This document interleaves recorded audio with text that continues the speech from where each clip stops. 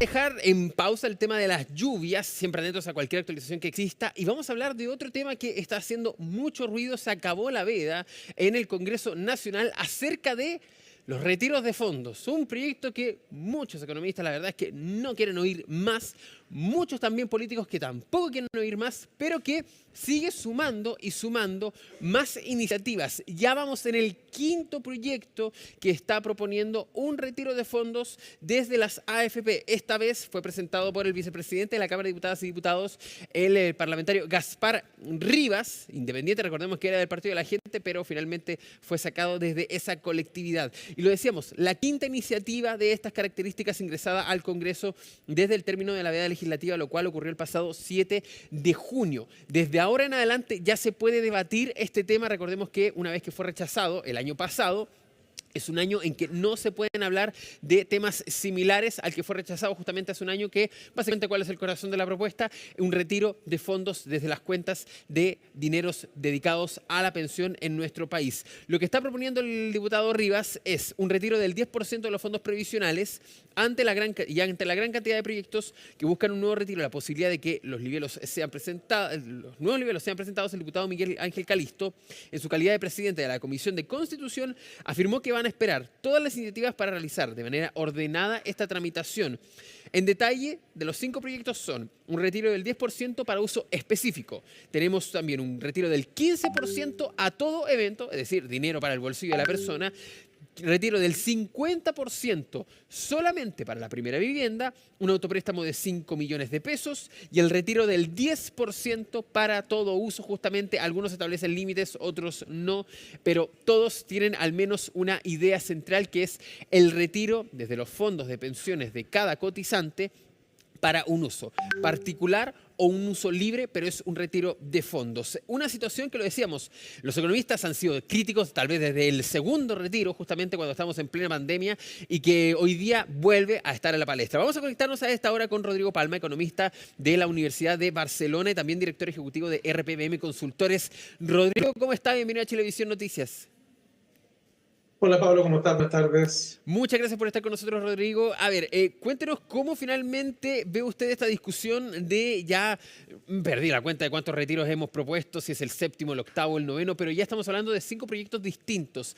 ¿Está Chile hoy día en condiciones de poder soportar un nuevo retiro de fondos?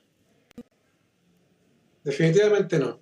Definitivamente no está en condiciones, las condiciones económicas no están. Seguimos todavía viviendo las consecuencias de los retiros anteriores, básicamente que aumentó la inflación. Si bien efectivamente en ese momento veíamos una ola inflacionaria, a eso debemos agregar por lo menos unos 3 o 4 puntos extras a partir del aumento en la demanda que se produjo respecto de los retiros, ¿no? Entonces, ¿esto qué es lo que implicó? Implica evidentemente que el Banco Central va a buscar compensar, equilibrar la economía, y para esto genera una alza de tasa de interés, y todavía estamos observando, ¿verdad? Estamos pidiendo constantemente que el Banco Central tienda a bajar las tasas de interés para que reactivar nuevamente esta economía. Aún, por eso te insisto, aún no terminamos de recuperarnos y ya queremos nuevamente insertar más dinero al mercado, lo que produciría evidentes perjuicios a la economía nacional. Rodrigo, en ese entonces, estamos hablando de plena pandemia, se proponen los retiros de fondos. El primero, el segundo y hasta el tercero justamente estaban dentro del contexto de esta pandemia. Hoy día, viéndolo para atrás, el primero, tal vez el segundo, puede ser, ahí puede empezar una discusión más dividida, pero el primero, ¿era una medida que tal vez fue necesaria y que incluso puede haber ayudado a dinamizar un poco la economía para quienes no realmente lo necesitaban, pero lo usaron para, por ejemplo, a comprar productos, incluso hacer pagos de deudas, considerando que podían pagarlas, pero prefirieron hacerlo a través de sus fondos? ¿Fue una buena medida o una medida no tan mala viéndolo en retrospectiva? Yo creo que efectivamente no fue tan mala, dado un contexto. Como tú mencionas, hay un contexto que está totalmente anormal, donde efectivamente estábamos encerrados, estábamos en pandemia. El gobierno del momento no actuó rápidamente en tanto a ayudas para la población. Por tanto, había una necesidad extrema de que la población tuviera ciertos recursos. Y lo que se hizo fue ir por el primer retiro, que me pareció, dentro de lo malo, era lo menos malo que se podía observar en ese momento. Ahora, los siguientes retiros creo que solamente vienen a profundizar una situación compleja y, insisto, creo que tienen que ver más con una acción populista que con una acción real. Efectivamente, estamos ayudando a la gente, pero es pan para hoy y hambre para mañana, tal como lo estamos observando hoy día, donde tenemos una economía que ha estado deprimida en los últimos años, donde tenemos un alto desempleo, donde hemos tenido una inflación altísima. ¿A quién castiga eso? Fundamentalmente al sector menos favorecido de la población, a la gente más pobre. Por tanto, cuando decimos que lo que queremos hacer es un proyecto de retiro de la AFP para apoyar a la gente más pobre, no es más que un engaño finalmente, porque en el medio y largo plazo lo que vamos a observar es que ellos van a ser los más afectados por este tipo de políticas. Y justamente ese contexto quería tocar, que había una situación agobiante finalmente, mucha gente sin dinero, mucha gente sin trabajo, mucha gente sin poder pagar sus deudas, incluso algunos con estas ollas comunes, las vimos durante la pandemia. Hoy día el contexto es otro.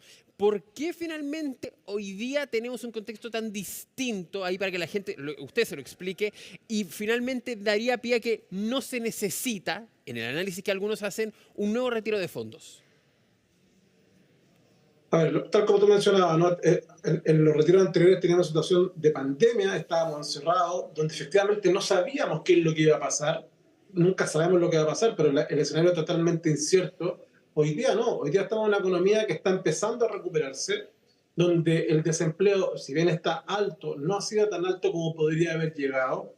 Estamos con un crecimiento económico que hoy día se vuelve a corregir al alza, un 2,6%, que es bajo, pero es nuestra realidad hoy en día.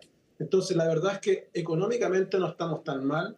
Efectivamente, como pasa siempre, hay parte de la población que está viviendo ciertos problemas económicos que le cuesta llegar a fin de mes. Por tanto, deben existir políticas focalizadas para ello. Pero la peor de las políticas hoy día sería un retiro de la AFP. Por todas las consecuencias que esto trae, ¿no? Disminuye las pensiones en el medio y largo plazo, produce un aumento en la inflación al generarse una inyección de recursos, produce un aumento en la inflación, va a producir nuevamente presiones sobre el tipo de cambio. La verdad es que tiene solamente situaciones negativas para el futuro, en este caso de la población. Ahora, Entonces, evidentemente, insisto, los contextos son muy distintos. Si bien hoy día no es que tengamos una holgura económica, estamos muy lejos de la situación desesperada que vivíamos al principio de la pandemia. Ahora, usted habla justamente de esta inyección de recursos que salen básicamente de un lugar donde no se tiene pensado, que son fondos que están destinados a la pensión de las personas y son básicamente pagos mensuales, es decir, si una persona tiene, no sé, por decir, 100 millones de pesos, que saque 10 millones de la nada estoy hablando entre comillas, es algo que desbalancea justamente a nuestra economía. Pero una situación, por ejemplo, que se está proponiendo hoy día, que es retiros para usos específicos, algunos proponen, por ejemplo, para deudas, solamente pago deudas, otros, por ejemplo, para primera vivienda. Es decir, dineros que técnicamente no entrarían a un sistema tan abierto, no estarían a libre disposición. Algunos incluso la persona no los va a ver de manera tangible, sino que los libera la AFP y pasan directamente a un acreedor de deudas o directamente a una inmobiliaria, por ejemplo. No serían tan malas ideas, viendo, por ejemplo, que han aumentado las deudas de las personas y que cuesta más tener una casa, el sueño de la casa propia, por ejemplo, para muchos hoy día ya desapareció. Se nos produciría otro problema, Pablo. ¿Cómo somos capaces nosotros de definir quién cumple las condiciones, quién va a ser el ente evaluador? Te pongo un caso. Yo el año 2008 aproximadamente estaba en Barcelona y con un compañero del doctorado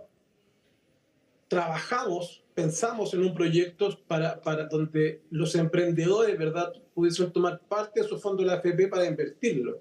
El problema está en hacer buen uso de esos fondos, porque la lógica de la AFP es que tú estás ahorrando para tu futuro, para tu pensión. Entonces, perfectamente, y nos tienen que obligar, porque si no nosotros, de mutuo propio, lo que haríamos sería gastar ese dinero. Entonces, el problema está, ¿cuál va a ser la entidad encargada de definir realmente que esos fondos sean bien utilizados, que sean efectivamente para el pago de deuda, y que sean efectivamente para la compra de la primera vivienda? Ahí se encarece. Cuando nosotros hicimos este proyecto, uno de los problemas que teníamos que se nos encarecía extremadamente este proyecto para la existencia de esta entidad, porque debían existir una serie de pasos para poder, insisto, para poder dar el check, para que la persona efectivamente pudiera hacer uso de los fondos. Yo creo que ahí está la complicación, pero efectivamente Yo la verdad es que de todas las posibilidades que hay, efectivamente, si yo voy a tomar parte de mis ahorros y lo voy a capitalizar para la compra de una vivienda, la verdad es que es de todas las posibilidades la menos mala y efectivamente nos permitiría tal vez, o sea, no tal vez, nos permitiría reactivar un sector de la economía que produce mucho empleo, como en este caso es el sector de la construcción y que está bastante deprimido. Es que justamente por eso, a ver, lo voy a llevar a otra parte. El tema de las deudas, por ejemplo. Hoy día un banco, yo lo he visto, un banco a mí me ofrece un crédito. Yo tengo un crédito por aquí, un crédito por acá y una deuda con una tarjeta por allá. Un banco dice, ¿sabes que usted tiene esas tres deudas? Yo le doy plata y la deuda se viene para mí. Es decir, ellos ya tienen la información. Yo podría ir a una FP con un certificado tal vez de estas son mis tres deudas, libere los fondos para estas tres deudas finalmente, se firman los pagareos, se firman las autorizaciones y se podría realizar. Hoy día el sistema ya tiene eso. Es decir, son ideas que son tangibles y ahí le pregunto a usted como la voz experta, ¿no afectarían tanto a la economía de nuestro país, entendiendo que no son dineros que van a terminar circulando, por ejemplo, que siempre se dice, el tema del circulante es lo que más afecta? Al no estar circulando, ¿serían incluso beneficiosos para el dinamismo económico de nuestro país? No sé si beneficioso, efectivamente generaría menor presión inflacionaria porque efectivamente no inyectaríamos circulante, ¿no? Sino que Perfecto. sencillamente serían movimientos financieros donde no habría circulante por medio. El impacto evidentemente sería mucho menor. Ahora vuelvo a una situación que tendríamos que tener, es complejo porque muchas veces los bancos, por ejemplo, financian, tienen estos programas de refinanciamiento de deuda y las personas vuelven a caer nuevamente en un sobreendeudamiento en el mediano plazo. Entonces, debe existir para eso una educación financiera y una serie de elementos. La verdad es que, insisto, es bastante complejo y pensando inclusive, como digo, que sea utilizado para la primera vivienda. Yo creo que esa es una buena posición y como te decía, yo el año 2007, 2008 aproximadamente estuve desarrollando, pensando en de qué manera los emprendedores podían utilizar parte de sus fondos porque efectivamente me parece que se hace un buen uso de esos ahorros y de esos recursos. La verdad es que habría que revisarlo, no sé en realidad cuáles serían los costos reales que pueda tener una medida como esta y quién tendría que evidentemente evaluarlo, pero me parece que de todas las posibilidades, me parece que es una de las más certeras, y tal como dices tú, además no produciría grandes presiones inflacionarias porque no inyectamos recursos líquidos al sistema. Ahora, Rodrigo, dentro de los temas que también se tocaban, recordemos, el tema del ya como el cuarto retiro finalmente era, ojo, los dineros que estamos sacando desde las AFP han financiado créditos hipotecarios por 30 años. Son dineros que se invierten justamente en ese tipo de fondos y que dan sustento. ¿Qué nos pasó, por ejemplo? Personalmente a mí me tocó la cotización de mi primera vivienda, para que la gente no crea que andamos comprando vivienda como por doquier, no. Me tocó la primera vivienda y me dijeron, no, es que ahora los bancos estamos entregando hasta 20 años. Ya, a lo más 25. ¿Por qué? Porque la gente que ponía dinero para los 30 años, que eran las AFP, las sacaron finalmente. Ya no hay inversiones en esa situación. Estamos hablando de un sistema previsional, y aquí me quiero ir más al fondo, que está inmiscuido en la economía del país. ¿Se puede seguir con un sistema así o debería crearse tal vez un sistema un poco más conservador que no esté tan expuesto o que no se exponga tanto a lo que sucede en la economía del país en cuanto a nos va mal, las pensiones bajan o se pierden dinero finalmente? Respecto a eso es importante evaluar, o sea, saber los periodos de evaluación. Ya, Normalmente cuando se hacen este tipo de inversiones tienen que ser evaluadas en el largo plazo. exacto. Efectivamente, cuando tú evalúas de muy corto plazo, que un poco lo que nos pasó con los retiros, me acuerdo cuando empieza la pandemia, por redes sociales decían, cayó un 5% de la FP, cayó un 7%, era casi, nos estamos perdiendo plata constantemente, pero después eso se recupera, porque la evaluación temporal tiene que ser mucho más larga de los procesos de inversión. Y efectivamente, en este caso, los fondos de inversión se van invirtiendo dependiendo del riesgo y dependiendo también de los plazos. Entonces, la verdad es que desde esa perspectiva no es tan importante medir la rentabilidad de los fondos solamente insisto, en el corto plazo, sino que hay que hacer una evaluación más de largo plazo y de esa manera vamos a observar que el comportamiento de los fondos normalmente es bastante positivo, rentan aproximadamente sobre el 7%, que son rentabilidades importantes en promedio, insisto. Si lo evaluamos en el corto plazo, a veces tenemos negativo, a veces positivo. Ahora, eso se lo doy, se lo doy. Los fondos, al igual que varias inversiones, son muy a largo plazo. Pero, por ejemplo, varias personas que perdieron un 2%, perdieron un 5%, un 7%, algunas perdieron harta plata, lamentablemente estaban cerca de la edad de jubilación, dinero que no iban a recuperar finalmente. Se ha, tal vez, en los últimos años, con estos vaivenes, con la pandemia, que nadie pensó que iba a pasar, pero pasó finalmente, no se ha pensado tal vez en salvoconductos, en guardar esos dineros para quienes están a punto de jubilar, por ejemplo, invertirlos en depósitos a plazo, tal vez, por ejemplo. No se ve que las AFP hagan esas inversiones. Se ha descuidado un poco también al cotizante y eso también ha llevado justamente a esto. Bueno, es mi plata, o así se dice finalmente, eso es lo que dice en la calle, es mi plata, la quiero sacar. Ha pasado un poco que se ha dejado también el cuidado del cotizante por beneficiar más la inversión de esos dineros de los fondos de las AFP. No, lo que pasa es que la composición finalmente de los fondos, recuerda que los fondos, que hay 5 fondos, ¿no? Sí. Desde el A hasta el D, el A es más riesgoso y el D, siendo el E, perdón, es menos riesgoso.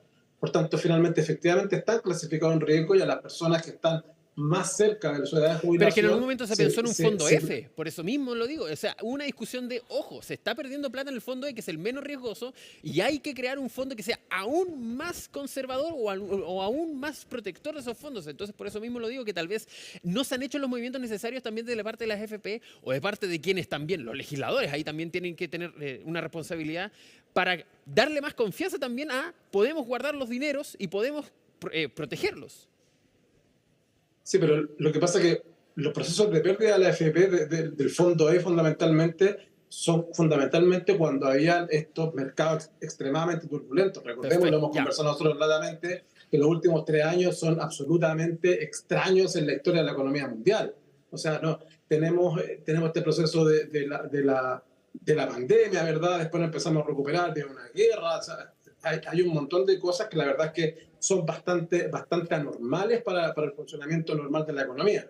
Pero efectivamente, yo concuerdo contigo que se podría efectivamente generar un fondo que sea mucho menos riesgoso, pero también tenemos que entender que al ser mucho menos riesgoso va a ser muchísimo menos rentable.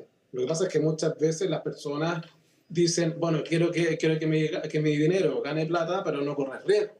Y eso la verdad es que es bastante improbable. Lo normal es que para ganar más hay que asumir un cierto riesgo. Y es por eso que finalmente lo que se hace es que el riesgo sea lo menor posible. Yo creo que, insisto, los fondos de la AFP evidentemente son instrumentos de inversiones que son absolutamente perfectibles, pero yo entiendo que hoy día hay un ajuste evidente respecto del riesgo y el riesgo respecto del retorno que tienen estos fondos. Bueno, vamos a ver también cómo sigue la discusión. Ojo, para que tampoco se salga aquí el gobierno. El gobierno también está proponiendo un retiro a través de la reforma previsional, que entraría en otro ambiente con muchas más restricciones, pero aún así es un retiro del que se va a hablar prontamente. Rodrigo Palma, justamente economista de la Universidad de Barcelona y también director ejecutivo de RPBM Consultores. Muchas gracias por estar con nosotros. Muchas gracias a ti, Pablo. Que esté muy bien, cuídese. Nosotros